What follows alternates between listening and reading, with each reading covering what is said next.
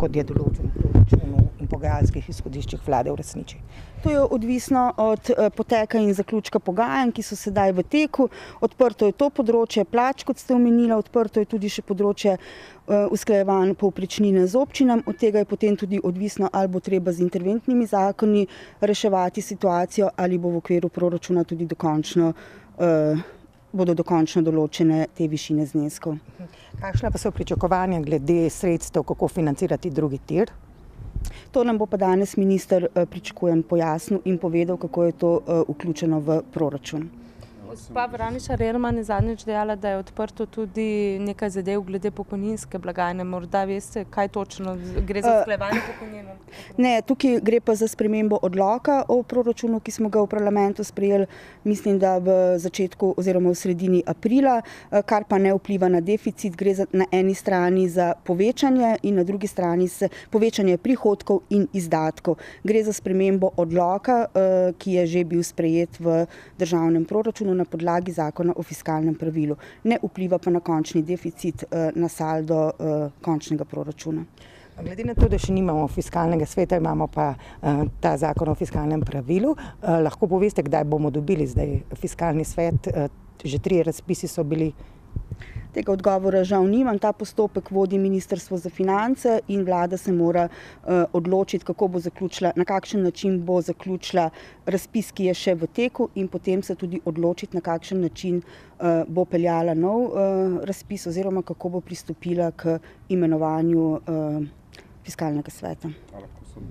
Se vključujem, ker sem malo pozno. Kaj pričakujete od današnjega tega sestanka? Kakšno je pojasnilo?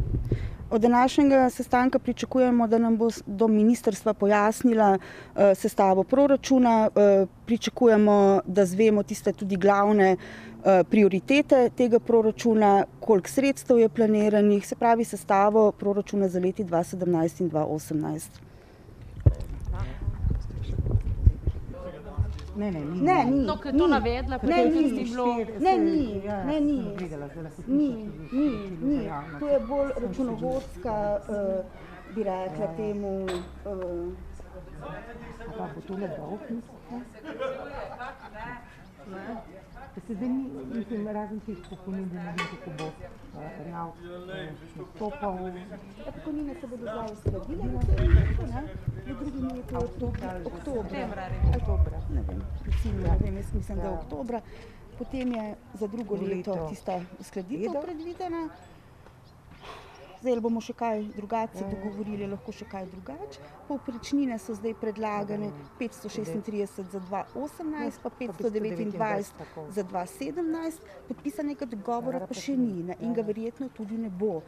Tako da bomo spet to malo mogoče pa bo. Ampak ni danes pričakovati, da bi dali take konkretna sporočila. Ponovadi dajo bolj take na deklarativni ravni sporočila. To so konkretna odprta vprašanja. Ali bomo danes o konkretnih stvarih, ali bomo samo tako, kot sem rekla, na splošno, da nam predstavijo tista tako malo. Ponovadi prav tako sedino na koncu dajo predsednik izjave. Zdaj ni več zniževanja, zdaj gre vse malo gor, ni več problemov, da je treba kje kaj stiskati. Zdaj je čist druga situacija in tudi proračun kot tak ni več toliko problem. Razen, da se seveda znotraj pametno porabi. Zdaj proračun kot tak je zaprt, je tak, kot je. Zdaj samo je pomembno, da bomo ta sredstva, ki jih imamo znotraj resorja, porabili za ta prave investicije, ki bodo ste dobro razložili za Bratuškovi. Sploh ne vem, zakaj. Pa tista milijarda, kakšna milijarda, če je bil, pa tudi ne, če je ona v letu 2013 zaprla 23. oktobra in s tem povzročila 1,5 milijarde primanjkljaja, je to odgovorno in z znanjem. A boste kaj snimali? A vas lahko prosimo za eno izjavo? Za lepši slišati. Je nenormalno, je verjetno, jaz pošče pa zdaj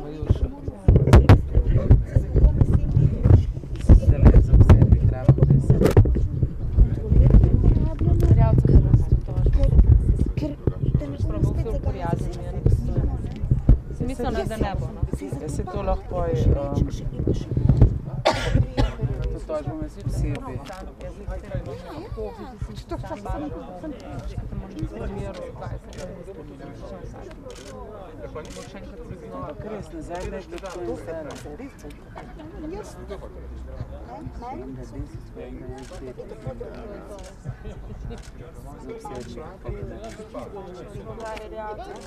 Sem pa čakala, da bom mogla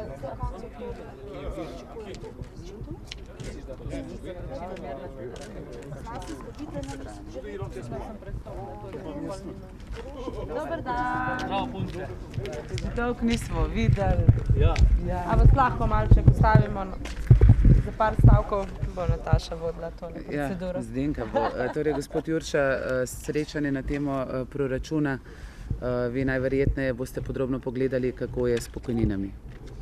Ja, v vsakem primeru nas to zanima, saj smo stranka, ki smo se svoj čas dejansko ustanovili. Ravno zaradi tega, da zastopamo interese upokojencev in mi smo do zdaj s tem, kar je bilo na nek način doseženo v letošnjem letu, prvo usklajevanje, potem za to, ki bo v tem mesecu, regres, ki je bil izplačan do konca meseca julija, in seveda tudi naslednje usklajevanje, ki pričakujemo v januarju naslednjega leta. To je tisto, kar nas striktno zanima. Kaj pa sredstva za demografski sklad? Boste to vzeli pod drobnogled? Zdaj, tudi verjetno bo kako vprašanje povezano, pa razprava v zvezi z demografskim skladom. Mi smo spodbujali Ministrstvo za finance, imamo predlog zakona, dvakrat smo ga že imeli v ožji obravnavi. Zdaj, ko se bomo zadeve z Ministrstvom za finance dogovorili, saj zaradi kadrovskih sprememb nismo teh zadev forsirali ravno v tem obdobju, ampak potem, ko bo imenovana nova ministrica, seveda želimo, da se ta razprava nadaljuje in da se potem tudi demografski sklad izpelje. Demografski sklad pa bo sestavljen iz tistih rednih virov, nekatere lastniške strukture podjetij, zavarovalnice so planirane noter. Seveda mi smo imeli tudi predlog, da se iz naravnih virov določena sredstva namenijo za demografski sklad. No, pozneje smo skozi razpravo zaključili, da ne bi dejansko preveč konkretizirali zadev, ampak smo rekli, da 0,5% bruto družbenega produkta se ne nameni za demografski sklad. Ne vem, ali bomo s tem predlogom uspeli, v prihodnosti pa načrtujemo to naslednjo kako koalicijsko pogodbo, če bomo v koaliciji tudi sodelovali, bomo seveda to zapisali. No, ampak kako boste pa pri proračunih za prihodnje 2 leti? Usklajevanje ste omenili januarja, to redno usklajevanje po formuli 60-40, in kako je s tem letnim dodatkom, ali samo do 750 ali boste zahtevali kakšno višji znesek? Za nas veste, da v javnem sektorju se te zadeve že urejajo in mi smo rekli, da za upokojence v tem smislu ne smemo dati manj sredstev oziroma ne smemo manj dobiti kot pa javni uslužbenci. In seveda bomo vztrajali na tem, da bi vsi upokojenci dobili tudi regres, seveda odvisno od višine prejemkov, se pravi pokojnin, temu primerno tudi seveda regres. Pričakujete danes tudi na kratko odgovor glede zahtev do tistih 2 ministrov, ki jih imate, spravi do zdravstva, do infrastrukture? To smo že izpostavili, pa tudi bomo danes.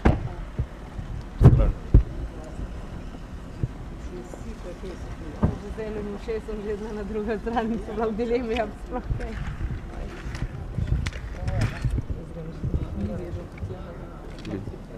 Ja, okej. 0,5. Ampak se me hodila vprašati, Bojo malo pogledali, pa malo razpravo o demografskem skladu. Malo. Vse, kar tiče upokojencev. Prosim, da nas daje, okej? A kje se nekoli bi ste rekli? Si malo resna? Ja, Zakaj? danes ni dan. Spet si je. Tako da bomo Lilijano Kozlović imamo kako, če bo nova generacija. Rekla je samo na Twitterju, da bo. Vse so že določili. Na Twitterju je bilo že, da bo. Kaj Mislim, da bo nova najbrž že generacija? šla v vlado. Česa? Tako je njena izjava. Ne, novega generalnega sekretarja ima. Na Twitterju je njena izjava, ja, najverjetneje bo šla v vlado. Na vlado. Na vlado. Zdaj, Kaj te pol? Ja, bomo vprašali. Ne? to sem prele prebrala, ker sem tam ne gledala.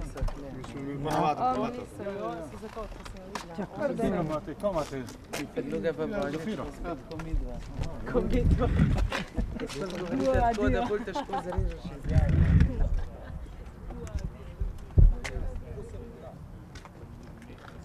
Kaj to je ročka? Co ti rekel? Asi. Kaj je? Noč malo tako Penka. To oni da pričakujejo, da jim Kdo pa kaj tam? A se ne morete malo širiti, da vidim, kdo je zadnji? oni pričakujejo, ne vem, kdo Ti ne poznaš vladajoče stranke? Ja, tudi treh ne poznam, kje pa vidim, koga poznam? Ja, prepoznaj.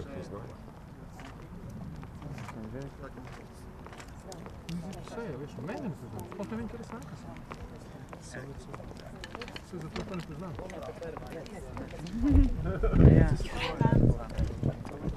Gospod Kozlovič, če bi lahko prosili izjavico.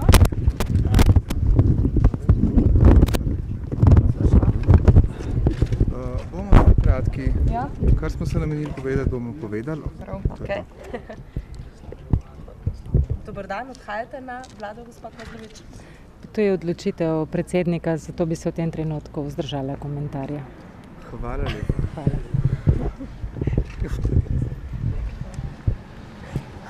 Kaj te bilo? Notranja ministrica.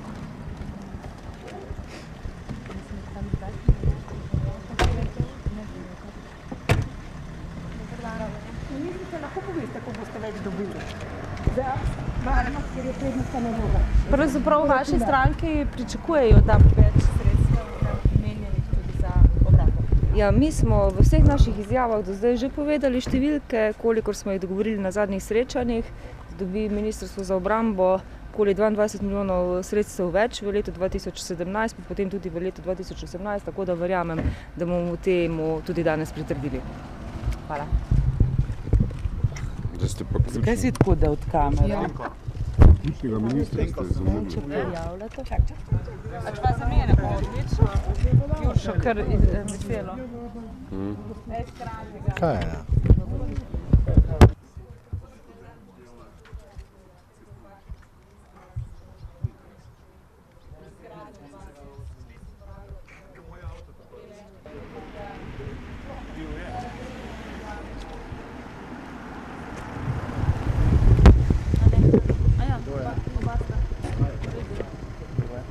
Sprašujte drugi, res. Dobar dan. Sam varnost. Sam. Od kdaj? Ja.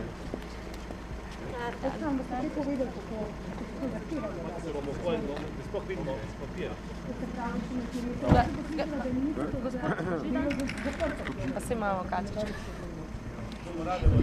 On vsak, on je že desetkrat isto.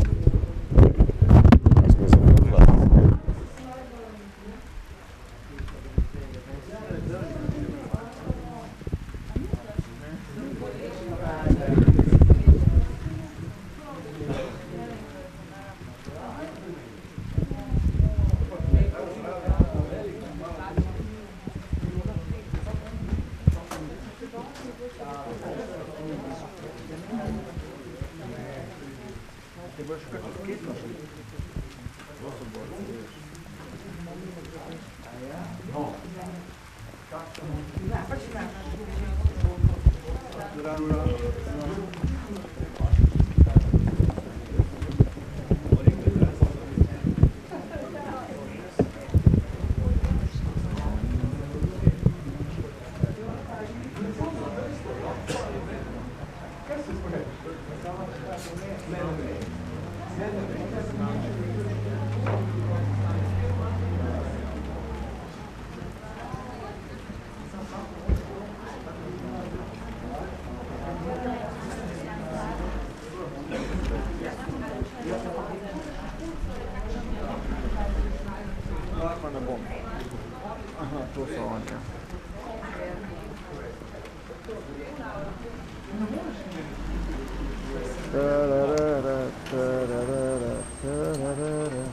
Kje pa so fante?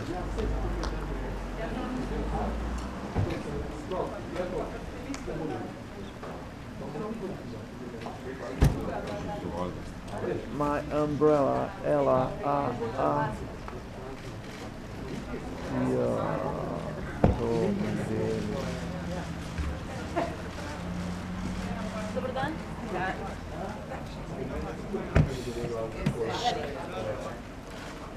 To je to. Evo.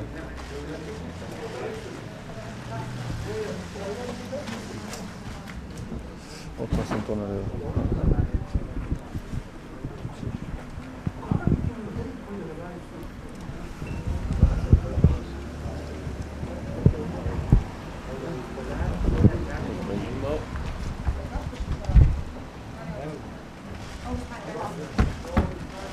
Dobar dan. Gospod minister. Ja, ti bom jaz kamera. Tu, okej. Čakamo. Spet ne, čakate. Kaj vas zanima? Če imate kakšne zahteve posebne glede proračuna za upokojence? Ja, kar se tiče proračuna za 2017-2018, sem zadovoljen, da za januar 2017 bo uskladitev pokojnin v skladu s koalicijsko pogodbo in seveda tako kot letos bo tudi v naslednjem letu bodo zagotovljena sredstva za regres za upokojence. Imamo pa seveda pripombo na leto 2018. Mi želimo, da se realizira koalicijska pogodba v delu, ki se nanaša na regres in sicer, kot veste, namenjamo v tem trenutku 19 milijonov evrov, po koalicijski pogodbi bi morali pa dodatnih, to se pravi 40 milijonov evrov in v letu 2018 bomo vztrajali pač, da se to popravi in da se nameni dodatno 40 milijonov za regres upokojencem v letu 2018, kar bi pomenilo, da bi končno dosegli cilj, da vsi upokojenci dobijo regres. To zdaj ni predvideno, se pravi temu osnutku proračuna? Ne, ni. Pa še tožba, če lahko še komentirate to. Slovenija bo tožila Hrvaško. Kako bo to vplivalo na odnose in kakšne so možnosti Slovenije? No, moram reči, da s Hrvaško, kar se tiče gospodarskih odnosov, se blagovna izmenjava povečuje. Lansko leto je bila 3,2 milijarde, tudi kar se tiče odnosov med ljudmi, turizem ne vidim posebnih problemov. Kar se pa tiče odnosov Ljubljana-Zagreb, pa vemo, na kakšni ravni so in mislim, da tudi ta tožba ne bo vplivala, ne da bi se bistveno poslabšali, gotovo pa tudi ne, da bi se bistveno izboljšali. Nas čaka še nekaj izzivov, ne nazadnje tudi spoštovanje arbitražne odločbe, ko bo izdana strani arbitražnega sodišča. Hrvatje, veste, da ne priznavajo arbitražnega sodišča, tako da tudi v prihodnje ti odnosi ne bodo rožnati. Hvala lepa. Proračuna, če lahko pa še potem tožbe. Torej, koalicija bo razpravljala o proračunu za prihodnji 2 leti, ki ga zdaj pripravljamo in pričakujem konstruktivno razpravo, kaj več je ta hip nemogoče povedati. Bistveno pa je, da bo proračun zagotovil vladi in seveda državi, da bo uspešno izvedla vse tiste ključne naloge, ki jih moramo izvajati v prihodnjih 2 letih. Gospod Cerar, a ste govorili kaj zadnje čase v NLB oziroma držijo ta ugibanja, da naj bi se pojavljali pomisleki oziroma te prošnje za odlog roka za prodajo NLB? Jaz mislim, da je ministrica Alenka Smrekol neka pojasnila dala. Jaz osebno v teh zadevah nisem dajal nobenih izjav, ali se kaj s tem ukvarjal, kajti to je pristojnost, kot veste, Slovenskega državnega holdinga. Za mene je ključno to, da Slovenija izpolnjuje svoje zaveze in da te zaveze so takšne, da bo ta postopek izpeljan na nek primeren, ustrezen način.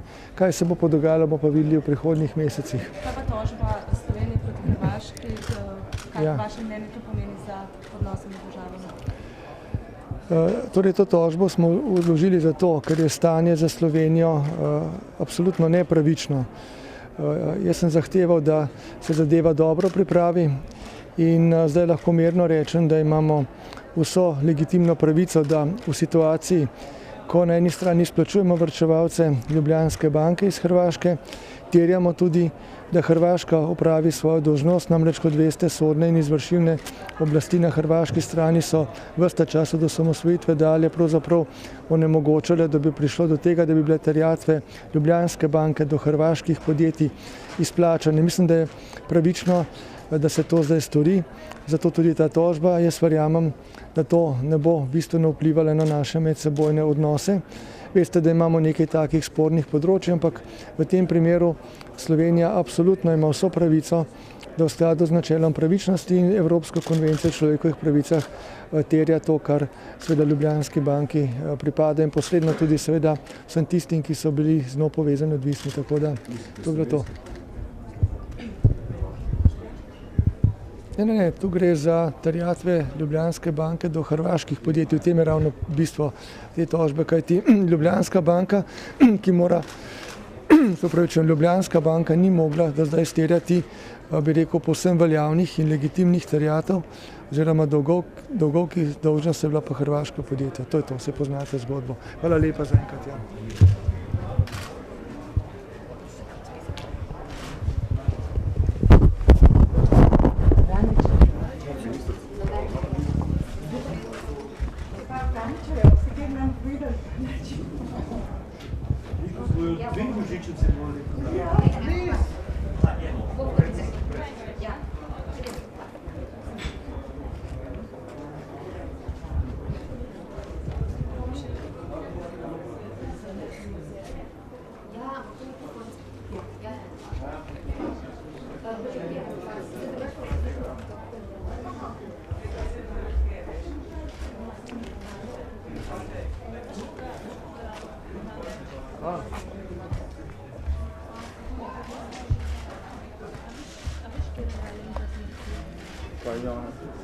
Ministrica za časno finance, še eno tako črto stokila.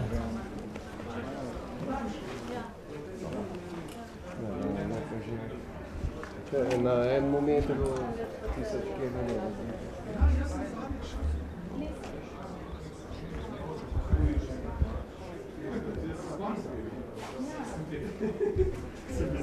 Zdaj si misliš, da je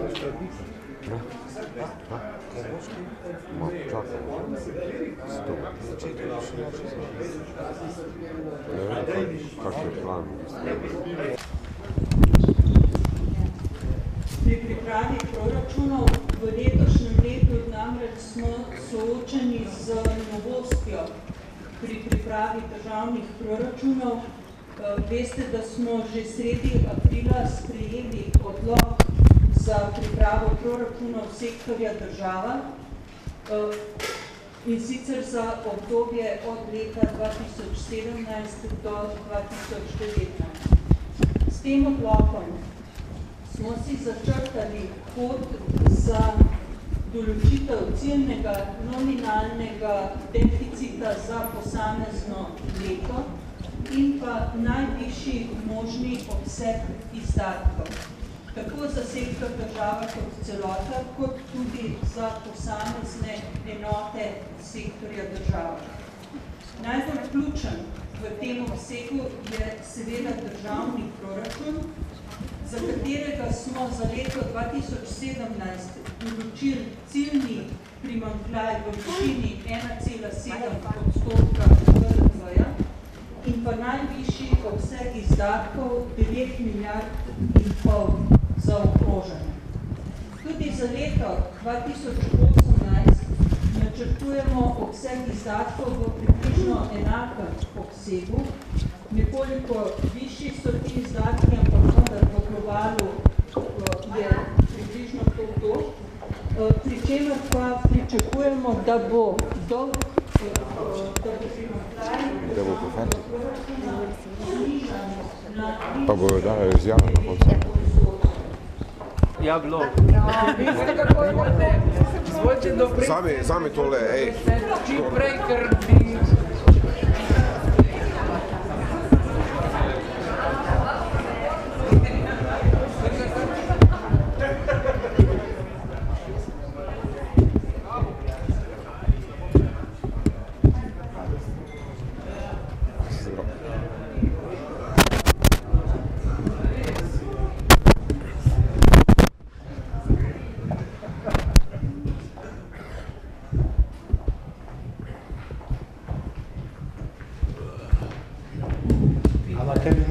A tole v redu se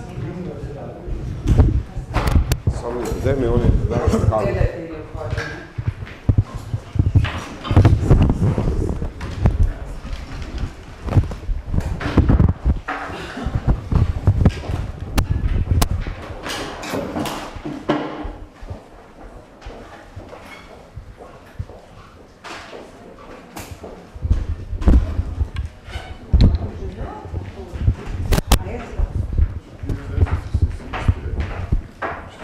Kaj da bi jih pa enem kapitu delal, ne?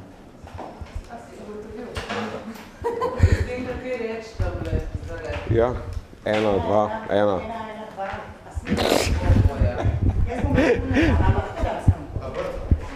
Ne.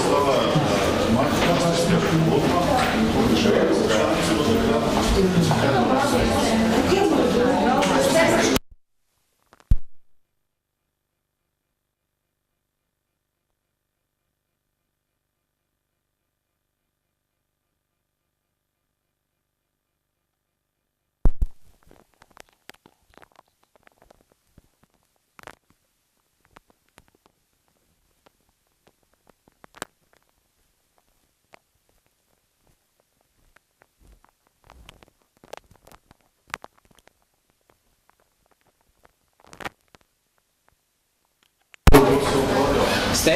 Ne, ste?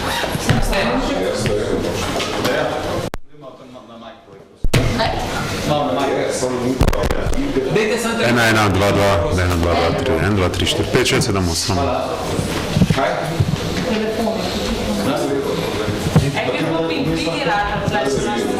Tri, dva, ena, 3, 2, 1, 3, 5, 5, 5. Preklop, ne? Preklop.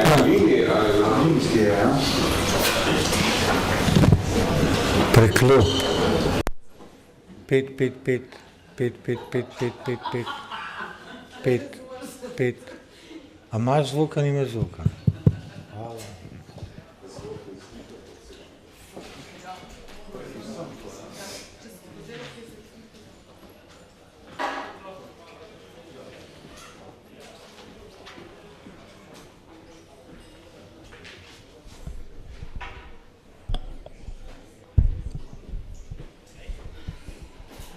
Morate razumeti, da je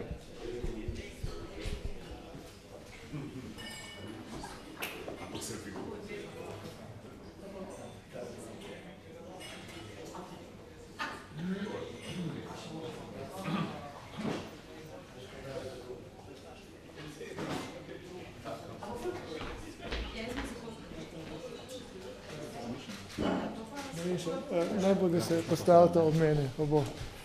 Ja.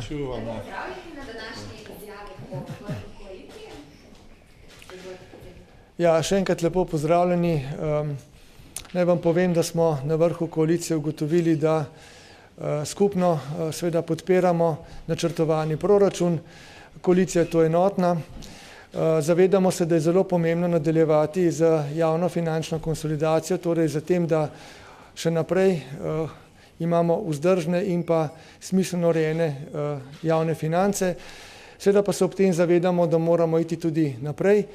Zato bomo kot glavne prioritete v okviru proračuna seveda podpirali predvsem zdravstvo. Tukaj vemo, da smo pred pomembnimi spremembami. Potem seveda je tu vprašanje varnosti, ki zdaj v celi Evropi in svetu postavlja enega temeljnih izzivov. Tudi tukaj temu namenjamo posebno pozornost v proračunski razpravi oziroma pri odločitvah. In potem seveda tudi razvoju, vlagamo več v znanost, vlagamo več v infrastrukturo, skratka vse tisto, kar pelje našo družbo naprej, kar tudi omogoča potem gospodarsko rast in zaposlitve. Kot rečeno, smo tu enotni in gremo naprej. Zdaj bi, če boste še koalicijska partnerja želela kaj dodati, prosim. Ja, hvala lepa. Stranka Desus bo proračun podprla, čeprav vemo, da je želja veliko. Važno pa je to, da zlasti, da zmanjšujemo tisti delež, ki je potreben v smislu najema posojil, zato da lahko zapiramo proračun. Tako da v drugem letu bo treba se zadolžiti 700 milijonov, 2018 nekaj več kot 600 milijonov, ampak vi se spominjate, da še nekaj časa nazaj smo potrebovali milijardo na let zadolžitve.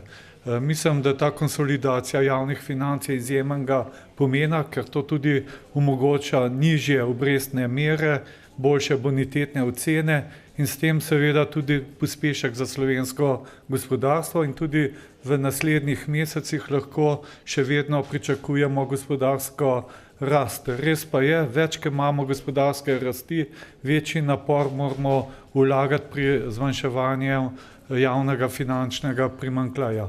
Kar se tiče stranke Desus, mi smo zadovoljni, da bo januarja usklajevanje pokojnin na podlagi proračuna 2017, kar se pa tiče 2018, pa stvari ostanejo odprte in bo zelo odvisno, kakšna bo gospodarska rast, kakšna bo konsolidacija javnih financ in vse v letu 2018 pričakujemo, da se bodo te trendi nadaljevali in da bomo lahko v celoti uresničili koalicijsko pogodbo, ki se nanaša zlasti na upokojence in pa na regres za upokojence.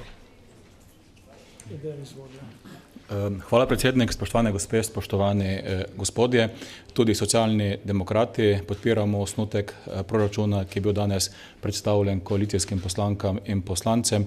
Mi se zavedamo, da trošimo lahko samo toliko, koliko ustvarjamo in da želja je več, vendar je kompromis je takšen, da daje osnovo za izvrševanje vseh treh prioritetnih ciljev. Mi vidimo vse potrebno v proračunu, da v Sloveniji še naprej pospešujemo gospodarsko rast in izvajamo ukrepe aktivne politike zaposlovanja, kar v praksi pomeni še več zaposlenih in še manj nezaposlenih. Proračun daje tudi možnost, saj indeks rasti je velik, da se naredi konkreten premik v zdravstvo. Celotna koalicija je zavezana, da stoji za ministrico Kolarjevo, ki je prikazala in bo tudi predstavila vse potrebne zakone konec tega leta in lahko povem, da bomo mi podprli.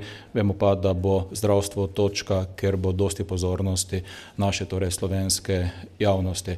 Tako da sam proračun omogoča, da še naprej živimo v državi, ki se razvija in tudi daje vsaj vse temelje, da živimo v državi, ki je strpna in pomaga tistim, katerim je težko. Hvala. Hvala lepa. Če še želite kaj dati, ali vaše vprašanje? Ja, jaz bi vprašala glede, odprte so glavna postavka plače. Zdaj, a boste šli z interventnim zakonom, če se ne boste sindikati dogovorili, koliko je sploh še tega manevrskega prostora? Torej, manevrski prostor pri plačah v javnem sektorju je dejansko zelo zožen, majhen, pa vendar smo danes na vladi sprejeli nadaljnja izhodišča za nadaljevanje pogajanj s sindikati. Tu bo v prihodnjem tednu minister Koprivnikar v imenu vlade prišel naproti sindikatom z novimi, bi rekel, predlogi, tako da pogajanja bomo nadaljevali, kajti menimo, da je treba izkoristiti vse možnosti, da se tu doseže nek sporazum.